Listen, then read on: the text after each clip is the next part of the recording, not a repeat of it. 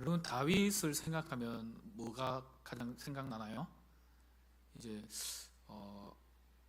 작년에 애니메이션 킹 오브 킹스, 그것보다 더 재밌는 애니메이션이 영화관에 한다더라고요. 그래서 저희 주일학교 애들 데리고 한번 갔으면 좋겠다 이런 마음도 들기도 하는데, 다윗이라는 영화야. 이제 거기 보면은 다윗이라 하면은 여러 생애가 있는데, 다윗이라 그러면 우리가 주일학교 때 교회 다니신 분들, 어릴 때부터 교회 다니신 분들은, 또 오랜 시간 교회 다니신 분들은 엄청 많이 설교 들은 것 중에 골리앗과 싸우는 그런 장면을 많이 생각하잖아요. 그래서 뭐 스포츠 경기에서도 엄청 강한 상대와 만나면은 그 상대를 골리앗이라 그래요. 골리앗과 싸워서 우리가 이겼다 그러면서 이제 마치 그런 비유들을 많이 하기도 하죠. 그래서 다윗은요, 어떻게 보면 인간적으로 볼 때 되게 위대한 업적을 남기기도 했습니다. 이스라엘 사람들은 지금도 다윗을 되게 뛰어난 왕으로 그들이 생각하고 있어요. 그래서 다윗 시대처럼 우리가 다시 좀 회복했으면 좋겠다. 그리고 이스라엘 사람들은 지금 유대인들 같은 경우는 자기 나라가 없이 떠돌다가 그 나라가 생기지가 얼마 안 됐잖아요. 근데 그 과정 속에서 뭐 정치적인 얘기, 그런 얘기 하자는 게 아니라, 거기에 원래 살고 있던 그 사람들을 또 이렇게 한쪽으로 내몰고 가자지구라는 걸 만들고, 그게 지금까지 막 계속 일어나고 있는 어떤 좀 국제적인 그런 정세이기도 하죠.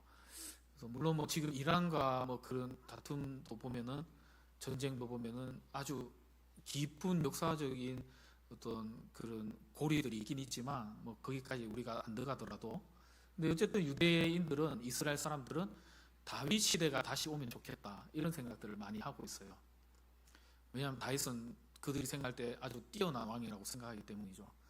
우리가 생각할 때, 여러분들이 우리나라 역사를 생각할 때 뭐 뛰어난 지도자, 왕 있습니까? 뭐 우리 어르신들은 박정희 대통령 뭐 생각하는 분도 있고, 저희 아버지도 그 이제 박정희 씨가, 대통령이 그 뭐죠, 구미 출신이잖아요. 그러니까 대구 바로 위에 구미잖아요. 알고 계시죠?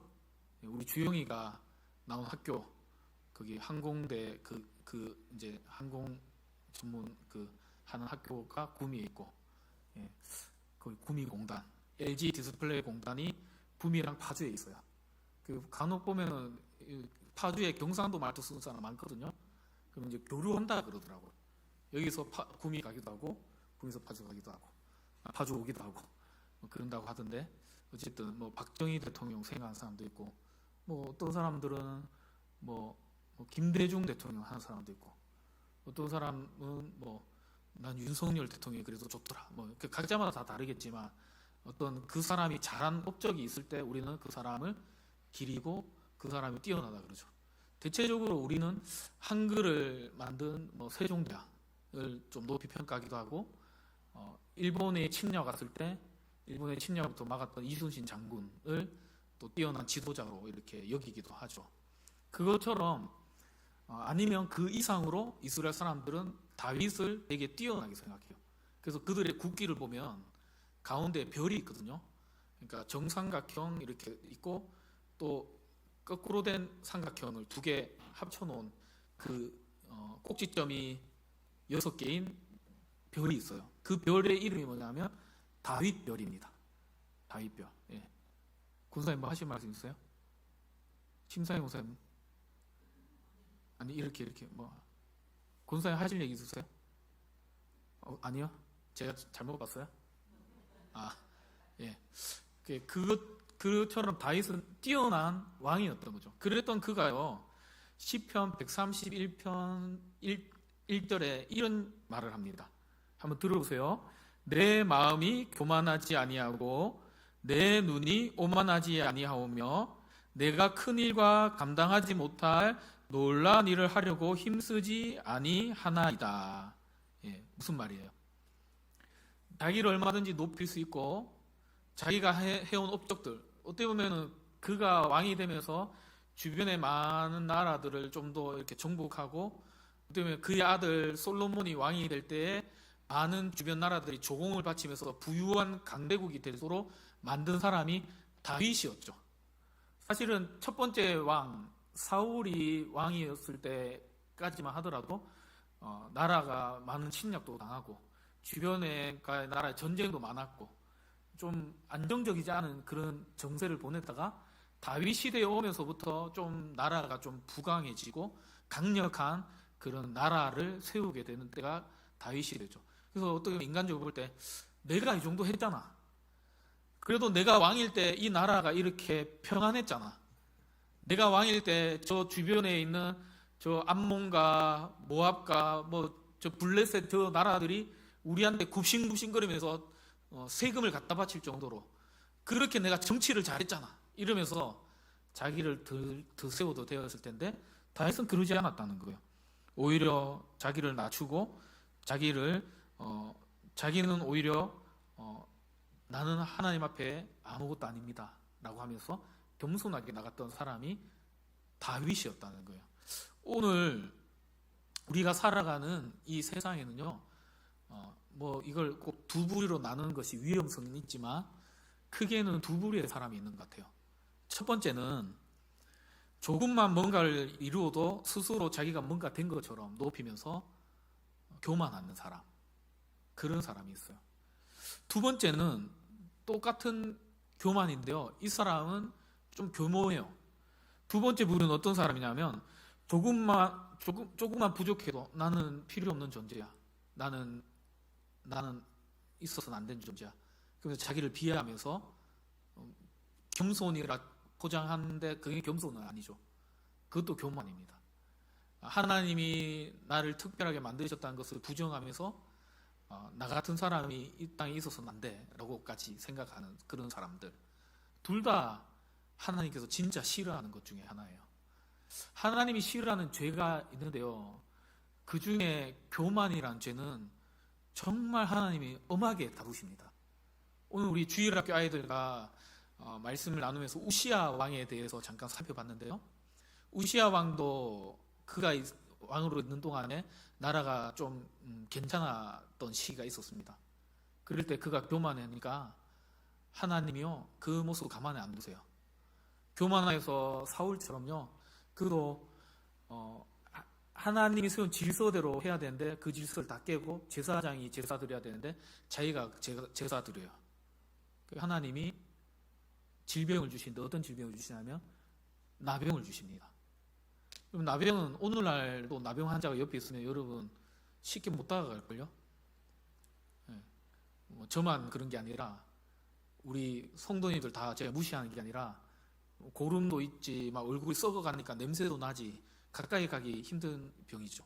근데 이 당시에는 아예 가족과 친척과 친구로부터 마을로부터 아예 떨어져 지내야 되는 병이 나병이었어요.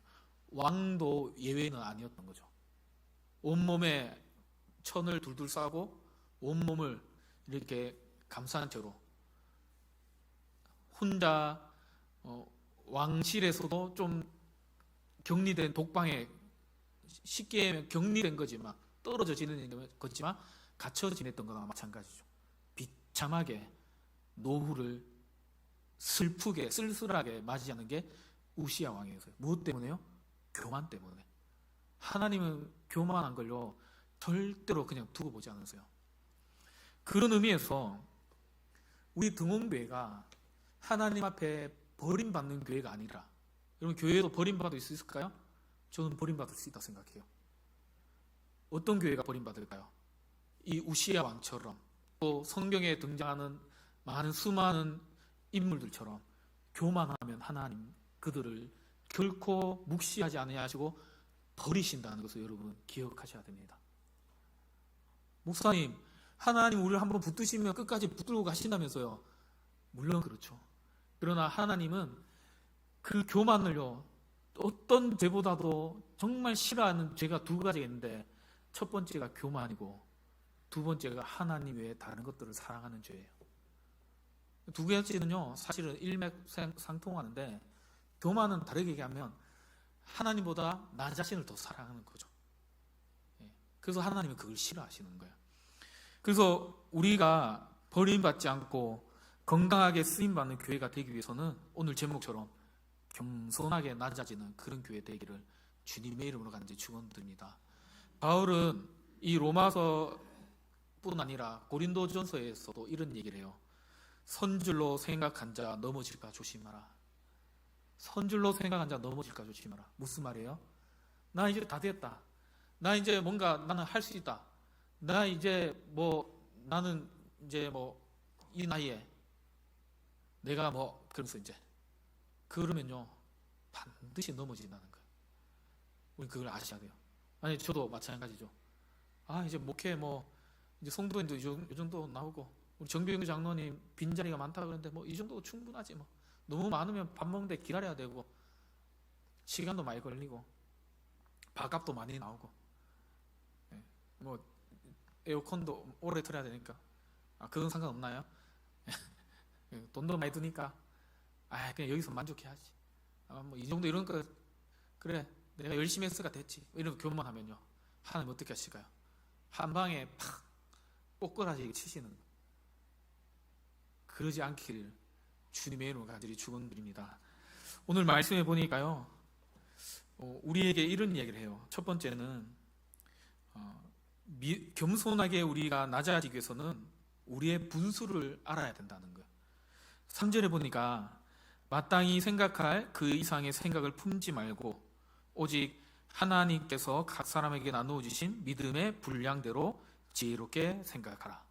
다른 쉬운 성경에 보니까 믿음의 분수대로 하나님 맡겨주신 대로 내가 많든지 적든지 거기에 내가 남과 비교하지 말고 그 속에서 그냥 그저 감사함으로 내 위치에 맞게끔 내 자리에 맞게끔 그냥 충성하라는 거예요. 그래서 우리가 절대 조심해야 될 것이 뭐냐면 비교를 하면 안 돼요. 비교.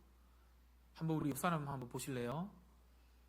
옆 사람이 내보다 조금 예쁘다고 시기하지 마시고 또 옆 사람보다 내가 좀 그래도 괜찮게 생겼네 이러면서 자만하지도 마시고 옆 사람의 지금 형편이 좀 어렵다고 해서 그 사람을 보면서 우리가 긍휼함은 가지되 그 사람을 비하하지는 마시고 또 옆 사람이 나보다 좀 낫다고 형편이 좀 낫다고 해서 그 사람 보면서 주눅들지도 마시고 우리는 각자에게 주신 하나님의 달란트 은사가 있다는 것을 기억하고 내게 주신 것에서 그냥 나는 내 자리에서 내가 충성하리라 생각하면서 하나님 앞에 감사함으로 걸어가는 저와 여러분 되시기를 주님의 이름으로 간절히 축복합니다. 여러분 비교하기 시작하면요 한도 끝도 없어요. 저도 비교하기 시작하면요 옆에 같이 목회하는 목사님들 보면서 비교하기 시작하면 어떨까요? 저 교회는 우리 교회랑 스타리아를 똑같이 산 교회가 있거든요. 근데 차 번호도 한 자리만 달라요. 어느 교회인지 아세요? 여기 금천 옛날에 아동교회 더영광교회가 우리 교회보다 한 며칠 늦게 샀나 봐요. 분명히 그 차 번호 원래 딜러가 차 번호 한 10개 주거든요. 그 중에서 저희는 959 골랐는데 저 교회는 9995인가 하여튼 그러더라고요. 한 자리가 달라요. 근데 거기 색깔이 우리는 은색인데 거기는 까만색, 약간 완전 까만색 말고 조금 약간 남색인데 짙은 남색이라 해야 되나? 근데 솔직히 조금 이쁘더라고요. 그 차가 더. 다른 거는 다 똑같은데 그 색깔만 달라요. 진짜 들어있는 옵션도 다 똑같은데. 근데 이제 비교하기 시작하면 어떨까요? 우리도 이 색깔로 뽑을 걸 그랬나? 이런 생각 있잖아요. 내가 그 생각 한다는 게 아니라 예를 들자면. 근데 또 옆에 있는 교회가 비교하기 시작하면 또 어떤 걸 비교했을까요? 그 교회는 매주마다 새 가족이 온다더라. 저 교회는 옛날에 나갔던 성도가 갑자기 와가지고 헌금을 엄청 많이 했다더라. 그런 비교하기 시작하면 그러면요 제가 어떻게 될까요? 우리 교회는 왜 이게 안 될까? 우리 교회는 왜 이럴까? 우리 교회는 왜 저럴까? 그러면 제가 어떻게 될까요? 불행할까요? 행복할까요? 불행하겠죠, 그렇죠? 근데 우리 교회 상황이나 형편을 볼 때 전혀 불행할 형편이 아닌데도 비교하기 시작하면 그렇다는 거예요. 여러분 한번 생각해 보세요. 여러분 지금 사는 집이 아파트 몇 평에서 살고 있는지 모르겠어요. 어떤 분은 40평이 넘는데 살기도 하고, 어떤 분은 20평도 안 되는 집에 살기도 하고, 각자마다. 또 어떤 분은 아파트도 아닌 주택에 살기도 하고, 어떤 분은 전원주택에 살아서 맨날 풀 빼고 맨날 뭐 그래야 되는 그런 수고를 해야 될지도 모르겠어요. 그런데요, 비교하기 시작해 보세요. 아파트에 사는 사람은요, 전원주택에 살고 있는 우리 신경숙 권사님 부러울 거예요. 마당도 있고 주차 공간도 있고, 마당도 있고 주차 공간도 있고, 마당도 있고 주차 공간도 있고, 다른 비교할 것들이 뭐 생각하면 많겠죠. 예. 그런데 또 신경숙 권사님은 또 아파트 사는 사람 보면 아파트가 부럽겠죠. 이 등원이는 아파트가 안 들어서나, 또 내조리는 아파트가 안 들어서나 나도 아파트 살고 싶다. 실제로 한번 그런 얘기 하시는 거 제가 들었습니다. 예. 예. 그렇다는 거예요. 내 옆에 있는 사람들 비교하지 마시고, 내게 주어진 것에 하나님 감사하고, 하나님 사는 날 동안에 내게 있는 것으로 하나님 감사하며 살아가는 인생 되게 도와주시옵소서. 그렇게 겸손하게 기도하시는 저와 여러분 되시기를 주님의 이름으로 간절히 축원드립니다. 여러분, 겸손도 아까 전에 얘기했지만 내 잘났네 이런 것도 교만이지만, 우리가 나는 무능력하고 무가치라고 하면서 자기 비하하는 그런 것 같은, 그런 비슷한, 겸손 비슷한 그런 교만도 있다는 걸 우리는 아셔야 돼요. 꼭 그럴 때가 있죠. 교회에서 뭔가를 이렇게 일을 맡길 때, 우리 최일근 집사님 찬양대 지휘 좀 해주세요. 예를 들자면 뭐 그런 식으로 맡겼을 때, 나는 진짜 안 해요, 못해요. 예를 들면 할만한데도 막 그런 경우, 여러분 그럴 때는 그건요 겸손이 아니라 그것도 교만이라는 걸 아셔야 돼요. 그래서 우리의 주어진 자리에서 하나님 내게 주어진 것으로 내가 무엇을 할 수 있을까 늘 생각하면서 충성하시는 저와 여러분 되시기를 주님의 이름으로 간절히 축원드립니다. 두 번째는, 겸손한 교회는 우리가 한 몸임을 늘 기억하며 살아가는 교회라는 거예요. 우리 지난주에도 고린도전서 12장을 통해서 살펴봤듯이 우리는 한 몸이라는 것을 늘 잊지 마셔야 돼요. 예를 들어서 여러분이 몸 중에 혀가 어느 날 음식물을 막 씹다가 이빨이 좀 살살 자기를 조심하고 씹어야 되는데 음식물이랑 혀를 같이 씹어버렸는 거예요. 혀가 화가 났어요. 그래가지고 머리한테, 야, 너 당장 내일 치과 가가지고 이빨 다 뽑아버려. 말이 안 되는 소리지만 예를 들었어요. 이빨을 다 뽑아버렸어요. 그러면 어떻게 될까요? 영양분을 제대로 섭취할 수 있을 수 없어요. 물론 뭐 믹스에 갈아가지고 죽 만들어서 먹어야 되겠지만, 그러면 영양분을 제대로 섭취할 수 없죠. 그러면 이빨, 치아, 혀가 아무리 생각해도 얘는 아무래도 필요 없는데, 얘는 없어도 될 것 같은데, 그래가지고 이걸 다 빼버렸더니 오히려 몸에 영양분이 제대로 들어가지 못하는 그러한 위기에 놓이게 될 수 있다는 거죠. 지난주 똥꼬 이야기처럼 몸에는 필요 없는 기능을 가진 지체가 아무것도 없다는 것을 우리는 아셔야 돼요. 오늘날 교회로 다시 좀 치환해서 얘기하자면, 우리 성도들 중에 단 누구도, 심지어 이제 막 태어난 주호까지도, 주호는 아직 교회도 안 왔는데 자꾸 언급해서 좀 그렇죠? 우리 박주하까지도, 제일 어린, 아직까지 제일 어린, 아직 주호가 아직 우리 교회 안 왔으니까 박주하까지도 필요 없는 존재는 아무도 있다 없다? 잘 대답하셔야 됩니다. 있다 하면 안 됩니다. 필요 없는 존재는 아무도 있다 없다? 없다는 것을 아셔야 돼요. 그래서 내 옆에, 또 나 스스로도, 우리 전병규 장로님도 내가 이제 이 나이에 뭐 교회에 내가 섬긴다고, 우리 김정자 목사님도 내가 이 나이에 뭘 한다고 그러지 마시라는 거예요. 하나님이 호흡을 주신 이상, 한 번만 더 따라해볼까요? 녹슬어 없어지지 말고 알아서 없어집시다. 네. 여러분, 제가 수술하고 이 어깨 수술하고 오른쪽이었나? 기억이 안 나요. 오른쪽 밥을 제대로 못 먹어서 어깨 수술하고 3주를 이렇게 있었거든요. 그 3주 있다가 이제 철심을 뽑고 나니까 이게요, 진짜 거짓말이 아니라 안 쓰니까, 3주를 안 쓰니까 안 움직여져요. 몸이 굳더라고요. 그래가지고 재활 다녔어요. 재활 가가지고 막 이렇게 처음에는 이렇게 하는데 아프더라고요. 너무 아파요. 너무 아파서 안 하고 싶더라고요. 근데 안 하면 어떻게 되죠? 그냥 계속 이렇게 지내는 거예요. 아마 지금도 여러분한테 이렇게 있을걸요? 진짜로 그렇다니까요. 근데 이거 재활을 했어요. 이렇게 하고 어깨 처음에는요 이렇게도 못 들었어요. 이렇게 들고 지금은 이렇게 다 벌리잖아요. 얼마나 이렇게 지금 잘 하는지 몰라요. 네. 근데 좀 과격한 운동은 못 할 것 같아요. 여기 어깨를 찔려가지고 여기 인대가 다 끊어졌었거든요. 그 놈의 달리기 1등이 뭔지 참, 그쵸? 우리 신앙이 그래요. 하나님 우리에게 맡겨주신 은사를 가지고 우리가 섬기지 않는다면 우리는요 그냥 그렇게 굳어서 그냥 그렇게 돼버리는 거예요. 아무도 필요 없는 존재는 없다는 걸 기억하고, 심지어 한번 따라해볼까요? 나는 하나님이 나에게 특별하게 맡기신 사명이 있습니다. 여러분 그걸 꼭 기억하시고 그렇게 섬기시는 저와 여러분 되시기를 주님의 이름 간절히 축원드립니다. 여러분 성경학교 수련회 이제 앞두고 있잖아요. 여러분들이 할 게 너무 많아요. 제일 첫 번째로 기도해 주셔야죠. 두 번째로 좀 여유 자금이 있으면은 좀 오셔가지고 저기 대구 가는 우리 학생 청년들은 어쩔 수 없지만 갔다 오면 이제 잘해주고, 우리 여름 성경학교 하는 농담이고요.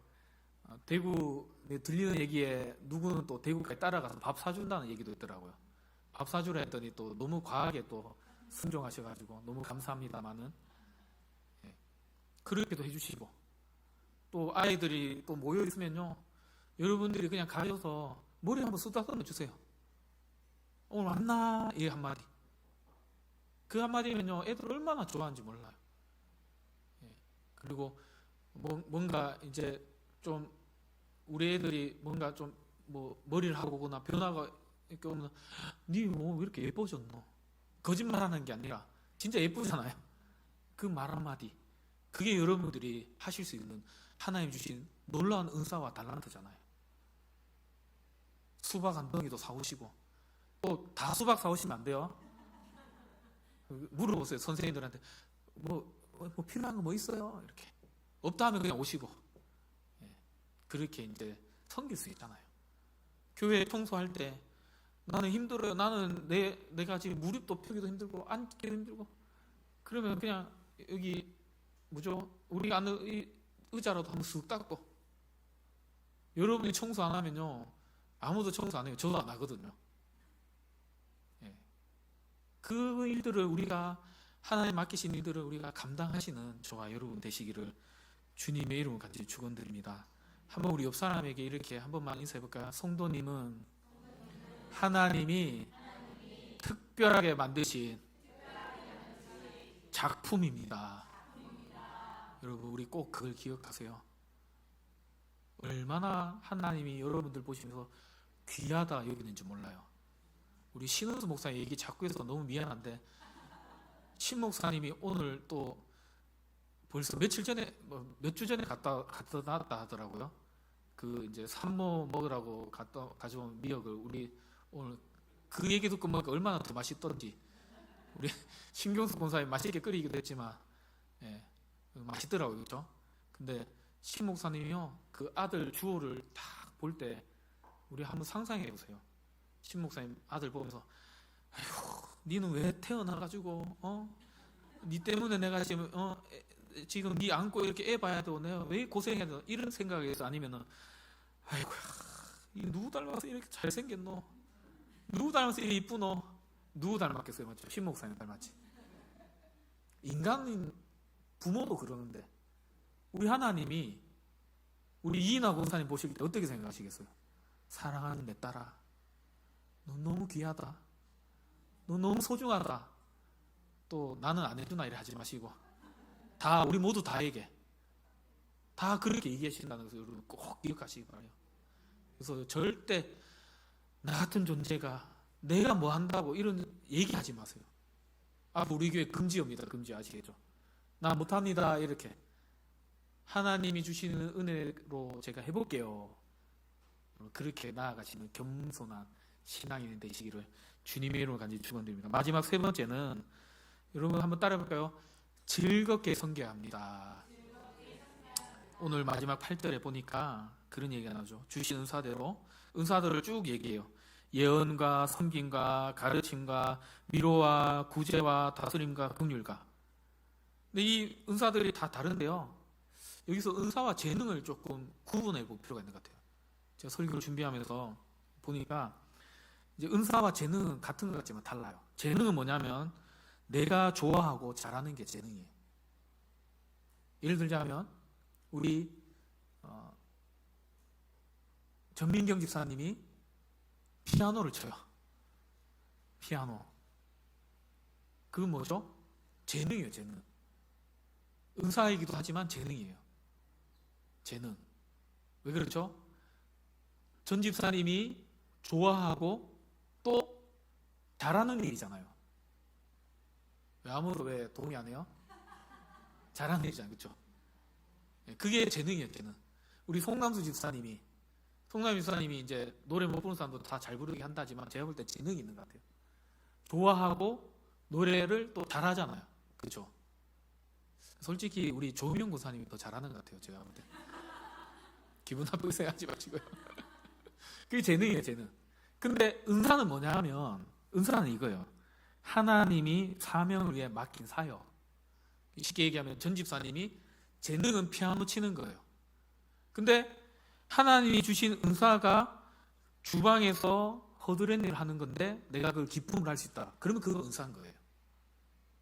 그 은사를 통해서 내가 교회를 세우고 다른 사람을 즐겁게 하고 다른 사람에 유익을 준다. 그게 은사인 거예요. 이해되시죠?